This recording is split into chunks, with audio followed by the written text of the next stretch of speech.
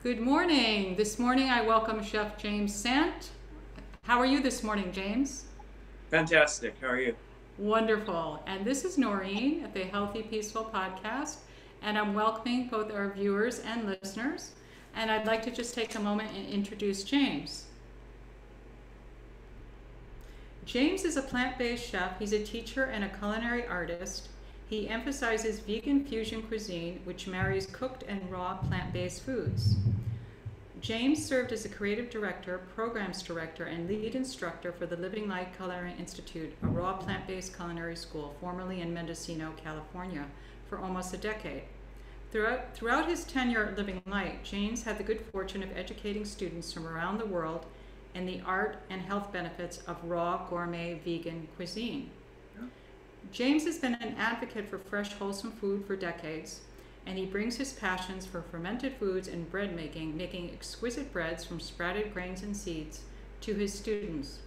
He considers fermented and cultured foods to be vital to a healthy lifestyle. James is currently building an educational program which will be unveiled through his site, which is www.plantfoodchef.com. And he is also designing a curriculum for a new educational opportunity overseas with a focus on vegan fusion cuisine. And I will include all of James' social media handles and his new YouTube channel. We'll talk about that at the end of the video. And I'll include all of this in the show notes. Well, welcome, James. Thank you. And today's program is we're going to be focusing on dehydrating. So everybody stay tuned. It's not as difficult as you think or challenging. In fact, it can really, really enhance and really make your cuisine beautiful. And James, I want to start by, and we have a recipe as well that James will be demoing. And what is that recipe going to be today, James? The Sprouted Pumpkin Cranberry Granola. Just in time for the holiday, so stay tuned for that recipe. Now for some basics. If I'm just getting into dehydrating, James, I'm looking online. I want to buy a dehydrator. I've heard a lot about it. I want to dehydrate my own fruits. I want to have vegetables and do seasoning powders. So what am I looking at when I'm looking for a dehydrator? Are there specifics? You've got a more choices now than ever. A myriad of different directions you can go. Of course, there is the lower end round dehydrators that have been around for decades. You know, the little ones with the round trays. Like the, right. And if that's all someone can afford to begin with, that's fine. And you'll be able to do a lot with it. It doesn't work as well for making crackers and like my onion caraway bread and stuff. A square dehydrator is far better for that. Okay. And in that case, I would make the investment in the Excalibur, which I think is the premier dehydrator to get. As a culinary artist and someone that teaches it, I've tried out many different dehydrators over the last 8 years. And I always come back to the Excalibur. It's about the flow of the air in the machine. And the ease of using it, and it doesn't have a lot of complicated bells and whistles that could break down. It just is a great machine. Sure, so, and it's pretty lightweight too. It does take up space. There's a new option on the block. Okay. Many people have become obsessed with these air fryers. Okay. Yeah. In the healthy food world, you know, in supposedly you can get the results of deep frying, but without deep frying in oil. Sure. So air frying ovens have become very popular. The stovetop toaster ovens that are for air frying, and about 3 or 4, or maybe even more of them now have dehydration, air frying, and convection on them. So you can actually get one of those that does dehydration down at that lower level, like an Excalibur. Okay, so it's like the instant pot of air fryers. Yeah, exactly. Okay. So it's got another function. 3 different avenues that someone could take. If they were thinking they wanted to get an air fryer, think about looking at the ovens that have the dehydration mode in them also, and you can kill 2 birds with 1 stone. Okay, yeah, that's I especially if somebody's just getting started. But right. I know the Excalibur has the fan in the back, and is there an advantage of having the fan in the back of the dehydrator? Well, the thing is that at the back is a big fan that hits all the trays at once. Right. Whereas a lot of the models will have just a fan on top, and they rely on it circulating down and around, and you constantly have to be moving the trays around if you have a full dehydrator to get an even load by the time it's finished. And once I turn it on, I want to forget about it. I've set my timer, sure. and then not have to fuss with it. And Yeah, that's what I love about the Excalibur. It's like the oldest, one of the oldest models, and they haven't even changed the design much over the years because it just works. Right, and right, and you don't have. Yeah, I mean, you don't have all that, especially if you want to dehydrate overnight, because dehydrating can take many hours. Yeah. You certainly don't want to be responsible for shifting trays. Right. And turning things. That kind of defeats the purpose. Right. Exactly. Work smart, not hard. Exactly. No, I like that. And what is the price range for like an Excalibur? Well, I'm a fan of it. When you look at Excalibur online, if you go online, excalibur.com, you'll see that they have many different models now. Sure. I say stay basic. Just get the one that has the temperature gauge on it. And I like the glass door, which I'll show you that I did get on mine, because the normal basic one comes with just a black solid door, but for $20 you can order the glass door, so that you can see in while you're dehydrating. Okay. It's about $275 for the basic one. There's also ones that have a timer on them. I say stay away from the one with the timer. All right. After learning for years where students would forget to turn the timer enough, and then chips in the middle of the night would turn off and sour by the morning, and you have to throw the whole thing out because it went bad. I know what's in the dehydrator. I can set a timer on my cell phone thing and follow along, but I don't want it accidentally turning off. And it costs more money for the model with the timer. Just get the basic. With the temperature gauge, you're good to go. Okay. All right. That's cool. And that's actually great advice regarding the timer too, because most people probably would be inclined to purchase the one with the timer. Right. But it can't be a problem. It can be more a nuisance than an asset, in other words. Right. If I'm getting started dehydrating, what kind of food should I start with? You know, I'm really excited. My dehydrator just arrived. Well, it's so multifaceted. I believe in intentional, activated living foods. And by that I mean I want to sprout everything to life that I can, whether it's a seed or a nut or a grain, because the way it plays out in my gut is profoundly different. And people go out and spend a lot of money buying sprouted pepitas, which are great for prostate health. For men, men should eat pepitas every day. Sure. But and is that the pepitas you can buy and just eat raw, but they're more nutritional for you when they have been sprouted, when the life force has been awakened within the seed or grain, or nut.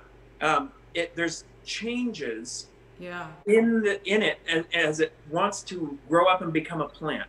There's starch that gets changed into amino acids and proteins and different things that make it more digestible for you. And that's why all the health food stores started selling sprouted nuts, sprouted grains, sprouted seeds. Well, this is your key to do it yourself, and it's super easy with a dehydrator. So that's one thing that we'll ensure in a living foods kitchen. But then there's just dried foods.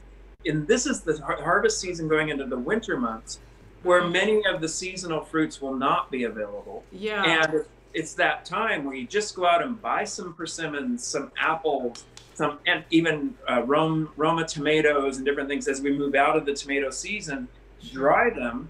And there's so many different things you can use those for in your cuisine. And they're just great snacks to have with you instead of a Snickers bar. You've got some dried fruit in the back to take to work with you or whatever. So it's a part of a healthy lifestyle to be able to dehydrate all these wonderful things. Here I've got apples. It's that season where apples are incredible, and I just did a huge gallon jar, and all apples are wonderful to dehydrate.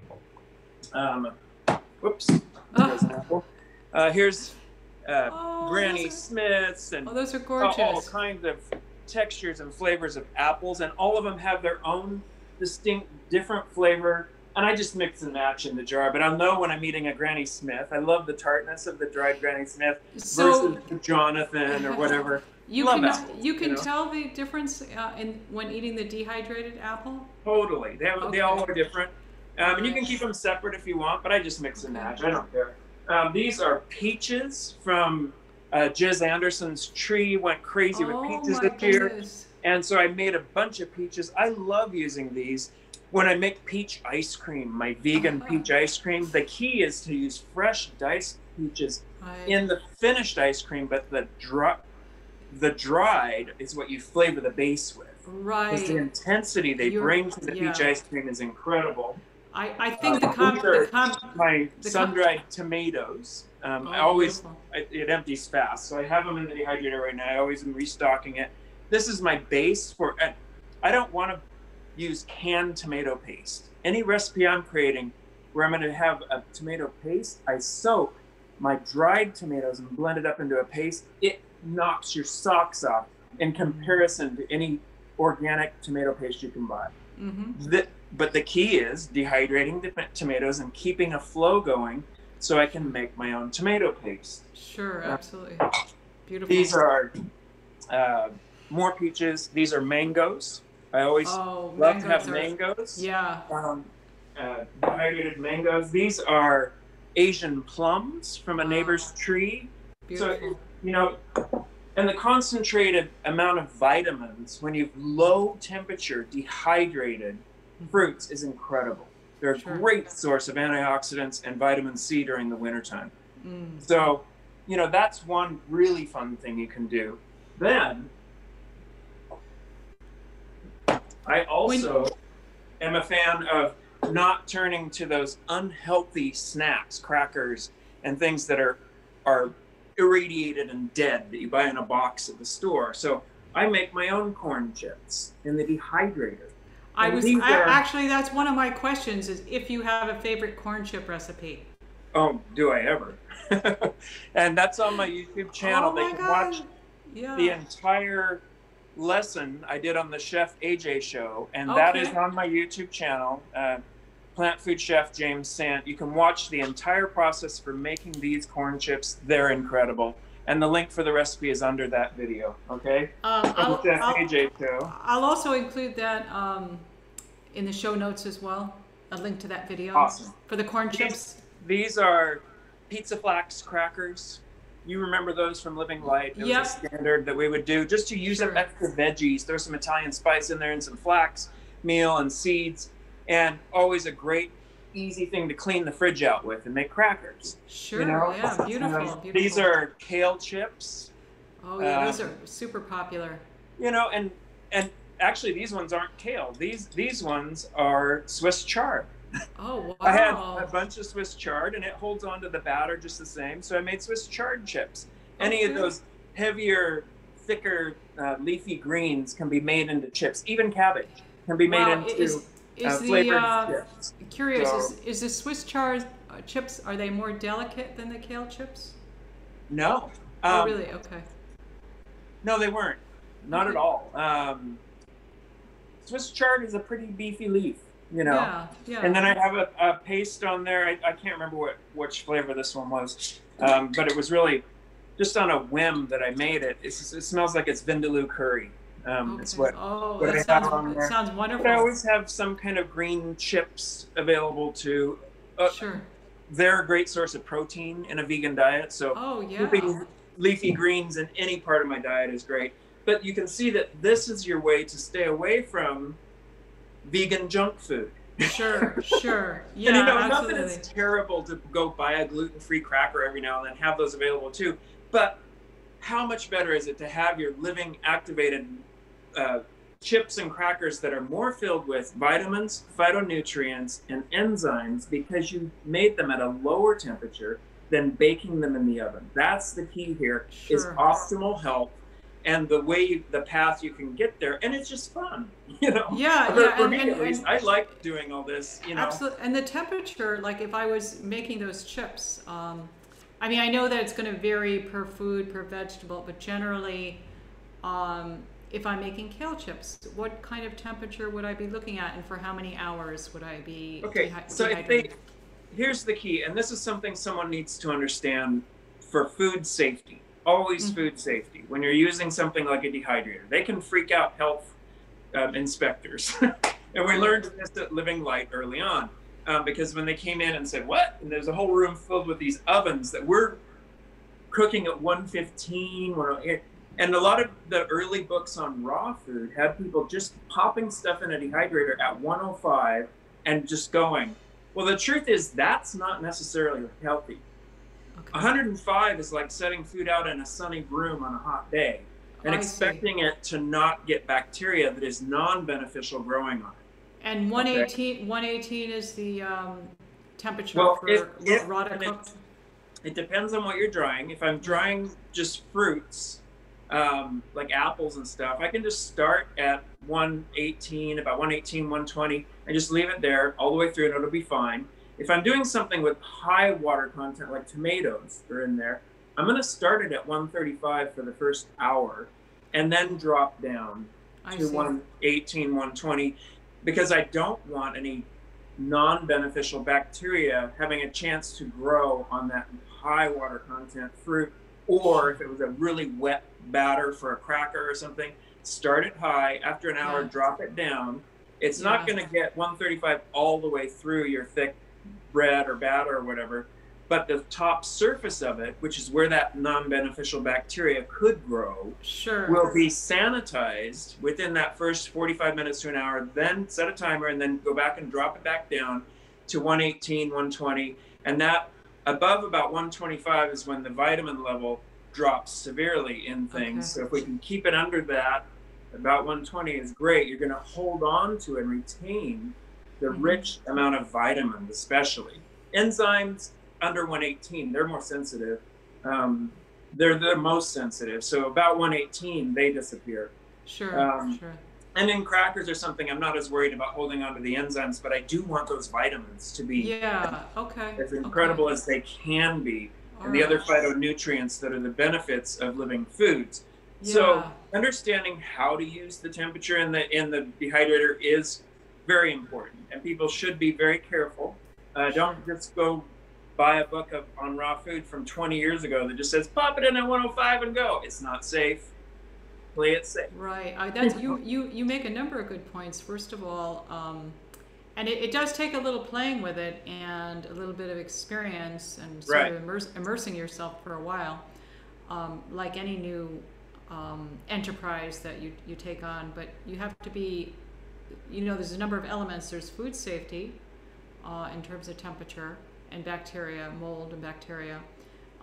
There's also enzymes and nutrients in terms of levels. And then there's also, the possibility of a better finished product without compromising food safety if you are dehydrating with some sort of kind of tiered temperature in mind. You're kind of doing a blast off and then you turn the oven down.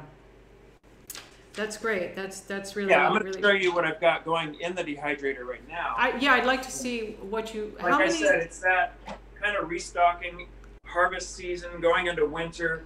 I have. I just got a container of almonds in, and when I get a new, and I have to buy almonds. I buy them from Fat Uncle Farms down in the Santa Barbara area. I can order straight from the farm. They don't pasteurize when you buy them straight from the farm. The almonds you buy in the store, even if they're raw, are pasteurized and they won't sprout. I want to sprout my almonds to life. So I go directly to the farmer and buy them in bulk, and then I soak them overnight, and that removes the enzyme inhibitor that makes them hard to digest. Almonds, walnuts, pecans, hazelnuts, a lot of them have that enzyme inhibitor on the skin. And that is Mother Nature's way of preventing mold and insects from getting in and destroying the seed before it can sprout to life. But and those are called given to the nut is not good on our gut. And when you soak them. You're sprouting the almond to life, but then you want to dry it. So I'm putting them in the dehydrator.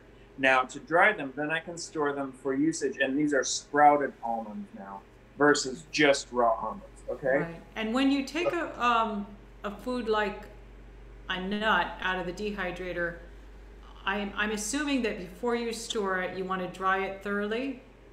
You want to cool it thoroughly. Yes, those almonds will go for at least 24 hours. I will do a snap test on them and make sure that they're very dry.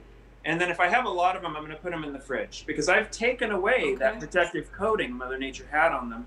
They're more susceptible to not last as long. And that for that reason, I only process through enough that I don't have a lot of, I call them the S&D, sprouted and dehydrated. I put S&D on the jar that has the ones that have been I remember sprouted S&D. and dehydrated. This is mango, and these are persimmons. And if you haven't dehydrated persimmons, they are a candy treat. Once they are dehydrated, you can dice them up and put them on your chia pudding in the morning. And any of these persimmons dried, mangoes dried, apples, whatever, great way to flavor the vegan ice cream also. Yeah, the fresh persimmons are wonderful, so I'm sure the dehydrated are it's incredible. They must be. And here's those tomatoes. I was saying I'm restocking my quote unquote sun-dried tomatoes, but they're not sun-dried. They're dehydrator dried, which is safe. That's beautiful. Well, you know, they look like a work of art just sitting on the dehydrator tray. I mean that. I put them skin side down because they dehydrate better when you don't have to use the non-stick sheet in there. And they're messy if I put the seeds on the side and they get stuck on the, so I slice them into eighths and I put the skin side down and they dehydrate really. And the key, that's a good point you're saying. It looks like I'm just trying to be artistic and wonderful with the cut. No, there's an actual science to what I'm doing.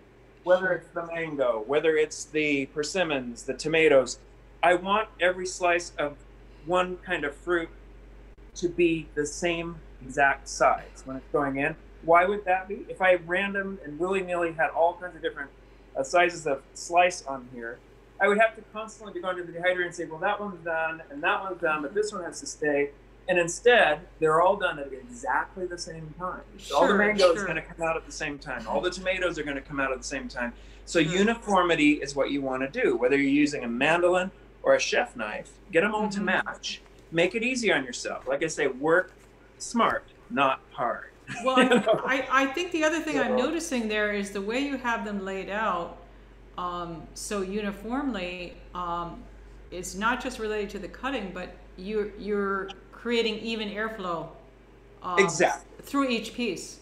The geometry within the flow of the air all throughout the dehydrator is based upon how you lay things out in the dehydrator. Sure. And that's another good point. If I have, it's a 9-tray dehydrator. If I am only dehydrating 3 trays, I'm going to space them out perfectly evenly in 3 different places in the dehydrator instead of putting them all at the top or all at the bottom, because now I have a wonderful pattern of air that's going to flow around. So create geometry when you're putting the limited amount of trays in there that will help the airflow and expedite, so you're not wasting energy. Sure. The even drying of whatever you're putting in the dehydrator. Okay. All right. And I'm sure something like that really just takes practice and observation. Sure. And it's just live and learn. You know, a lot of the tips and tricks that I've taught my students is just my doing thousands of batches of dehydrating. Sure. Yeah. It's really practice. Yeah. And so your basic dehydrator is going to have the trays and the screens, which come with the dehydrator. You usually have to purchase on your own non-stick sheets. Okay. I can't put cracker batter on this screen. It's going to soak right through it and it'd be a real big pain in the butt to clean. Sure. So I put on the non-stick sheet. I think it's made out of some Teflon kind of thing that you can spread them on, and then once they're dry enough, you're going to put another tray with a screen on and flip it over and peel off the non-stick sheet for the final part of drying the crackers.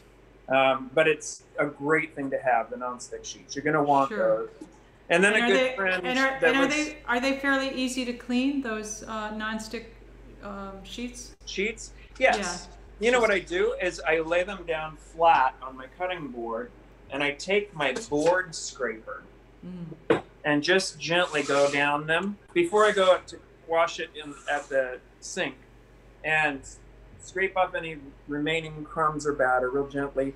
And that makes it really easy to then go over in some warm soapy water and clean them. And then I have a clothesline with clips in my pantry where I hang these to dry. Okay? Sure. You can also just put them onto the trays and put them back in the dehydrator and turn it on for 10 minutes and dry them that way. Yeah, that's a great idea too. Either way. Now that a friend, Brenda Hinton, that also taught with me at Living Light, spun off and made a wonderful company called Rossum Creations. And so you can go to rossumcreation.com, and she makes nut milk bags. But the genius thing she makes is these. And these are templates that you can lay down. They're fit to the 14-inch tray for the Excalibur. Now I have a tortilla template, so you can just pour in your batter and easily spread them and get really uniform, beautiful tortillas. Beautiful. This one I really love. This is for little hors d'oeuvre crackers. Oh, sure. Those would be like great, or even great for cracker with pate. Yeah. So these corn chips that I showed you, here's the little round, beautiful, uniform. Beautiful. I cut out triangular ones too that I just cut out on my own. Sure. But I used the template for making these, and these are wonderful little things to stack and make hors d'oeuvres with, or just to put out for dips and chip and dip, you know. So and that's rawsomecreations.com. Yeah, Rossum Creations, Brenda Hinton, very cool. She's up in Lowell, Washington. Those are you don't have wonderful. to have these, but they sure are fun. Oh, sure. And what I love is that she saw a problem and she introduced a solution to market. Exactly. Yeah, exactly. That's great. Yeah. So, anyway, you can see that it's really in the fall. It's a really fun thing to have, a dehydrator, and stock the pantry, and crackers, of course, but all the dehydrated fruits, and then herbs. You know, we're going into the winter where you're not going to have many times as many fresh herbs. If you'd like to have, and when I'm cooking, there's times when I want that fresh parsley, but I also want some dried parsley in there also. There's a different flavor profile. They bring to a sauce or a dish. There's so an intensity. Easily dry up and have a good stock of my own organic from my garden or the store or farmer, local farmer, dried parsley, dried cilantro, dried dill, whatever it is. You know, another great thing you can do with your dehydrator, of course. You know, that's make awesome. your own custom blends of spices. Once you've done that, you can have your Italian dried herb blend that you've made on your own. Sure. You know, and because those are controlled at a temperature, and you can dry those at 105. They don't have, they're not unsafe to do at a very low temperature. That is going to be much healthier and retain the powerhouse of calcium and all the wonderful things that these different herbs have, compared to the ones made at the store, where they're drying them at a much higher temperature. So you just have more control on your own nutrition when you're making it on your own with a dehydrator. Yeah, and you just have a level of freshness that you're not going to have available otherwise. Do you when you dehydrate fruits that are things that turn brown, are you pre-treating them at all? No, and you can see that my peaches are not bright yellow. Sure. They're a beige-ish. I'm not as worried about it. It's the flavor I want in the dried fruit. If you do want to have bright yellow mango or bright yellow peaches, you can just dip them in lemon water. You know, just squeeze 2 lemons into a bowl of water and make a lemon bath. You put them through and then onto the dehydrator trays and put them in. And they will retain more color, for sure. They're going to have a little bit more of a bright lemony zing in the background. It's not terrible, but it will help with that oxidation is what happens as they start to dry, which changes the color of the surface. You can also buy that vitamin C powder. They have the citrus powder that people put into water and dip their fruit in. And I just don't find it necessary. It's just a visual thing. Sure. And when I'm putting them in a sauce or ice cream or something, they're not going to, once I soak them and put them in, they're not changing the color in a detrimental way. And I'm probably going to be putting fresh diced peach in at the end anyway, which will provide more color to the ice cream. Sure. So, and the apples, when they're really fresh and you've just gotten them from the orchard, they don't turn brown. They stay really beautiful. Yeah. And so I don't treat them with anything. It is fun every now and then to make apples with sprinkling some apple pie spice mix on them. You can make a nice treat and a nice change up. Because I use them in so many different ways to thicken and sweeten naturally a sauce, I don't want to put the spice on them here because I want them more neutral. So I can use them for whatever I want later. Sure, you're not sure what you're going to do with them. Exactly. You want to have that. And I know that a big part of what you do is the raw cooked vegan fusion cuisine. Right. And the recipe I'm making for you right here is exactly that. So. Wonderful. We're coming to that. And when you're dehydrating fruits, are there any cooked dishes in particular that come top of mind now that you really like to use, or cultures or cuisines that you like to use dried fruits in? Dried fruits in. Well, I'm all about if I can get away with it, I don't want to use a processed sugar. And that could be a coconut sugar or cane sugar or any of them. Mm-hmm. If I can find a way to naturally sweeten something, I'm all over it. And soaking dried fruits and making a paste out of them is a great way to sweeten something. Now you have to be aware of the profile each will bring to a given recipe. But like soaked mulberries and soaked dates are a real neutral sweetener, and you can use them in a really wide range of many different recipes. And lots of people that are vegan and healthy know about soaking dates and using date paste. Mm-hmm. And now they have, just within the last 2 years, the market got flooded with these new date syrups that they're making organic, and it's just 100% dates. Wow. And it has a viscosity to it that's beautiful. And when people see the apple huckleberry torte that I'm just getting ready to load up to my YouTube channel, they'll see that I've actually found a healthier way to do my apple torte, which classically, Sherry Soria's recipe had coconut oil and coconut sugar as the grade. Now I'm making it with a date syrup that has chia and all of the intense cinnamon flavor and everything in there for the torte, and it works spectacular. Oh, that's wonderful. And it's taking that processed sugar, coconut sugar, out. And coconut sugar, if you are going to use a processed sugar, is actually one of the healthiest ones you can use. Yeah, it's just you're taking it to another level.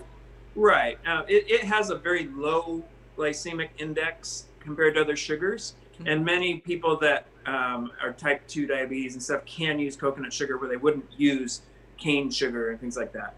So, coconut sugar can be a healthy choice too, but sometimes I just get on a mission of saying, no processed sugar. I'm going to find a way to do this totally 100% natural. Dried fruits are a wonderful key to that path in many different recipes.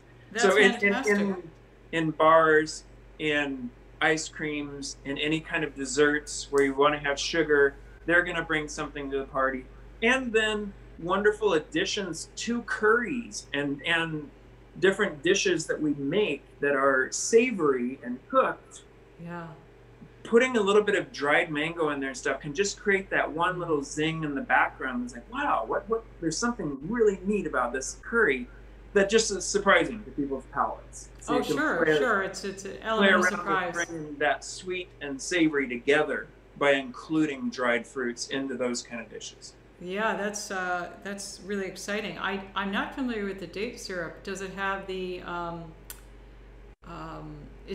would it be of the consistency of like balsamic vinegar? Here, I'm gonna grab the bottle. Yeah. Let's look at that. We're having fun here. Absolutely love this stuff. It's called Devash date syrup. Devash. Okay. D''Vash. Look That's for it cool. in your health food store. Yeah, It's yeah. not super cheap. I think this was about $9 for this bottle. This is the 16-ounce bottle, but a little goes a long way. Yeah, and you're not gonna use a lot of it. 100% organic dates. That's Sure. it.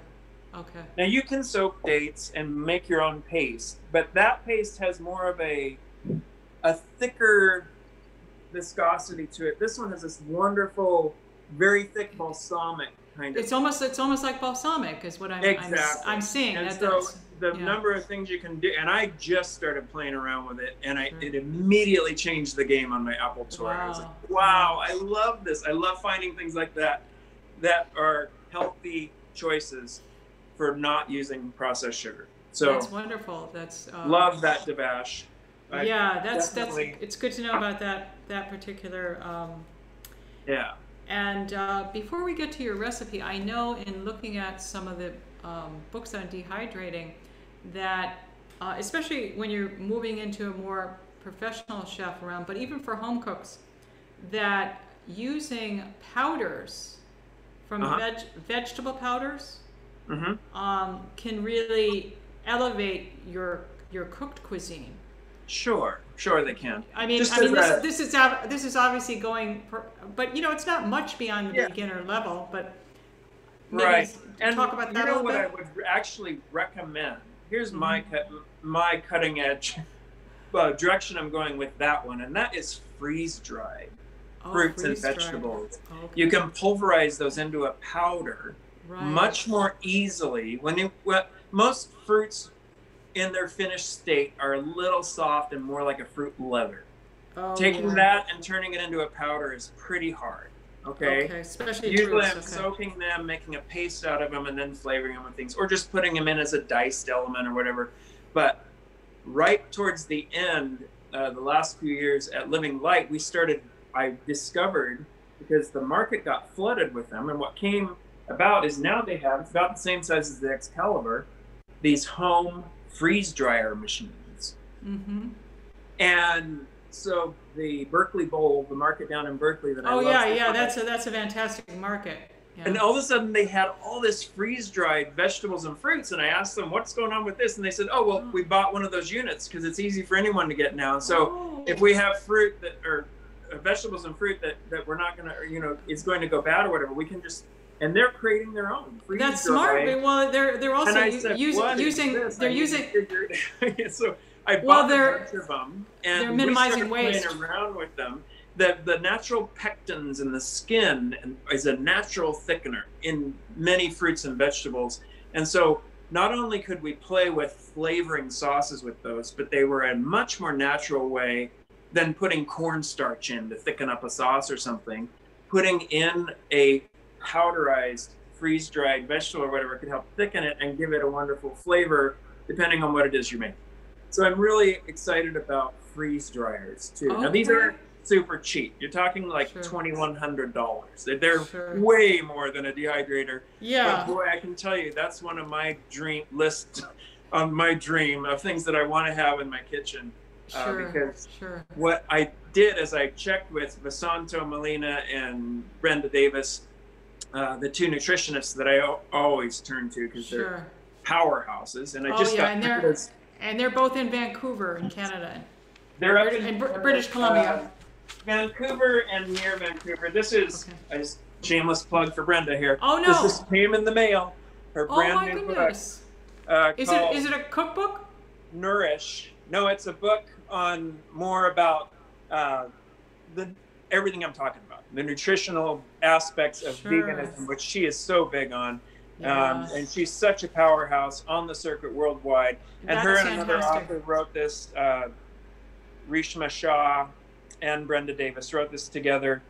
And it does have recipes in the back, but it's also just about the importance of making organic, wonderful food and the aliveness and the youth and vitality and everything. So I'm really excited. Just came 2 days ago. Very excited to.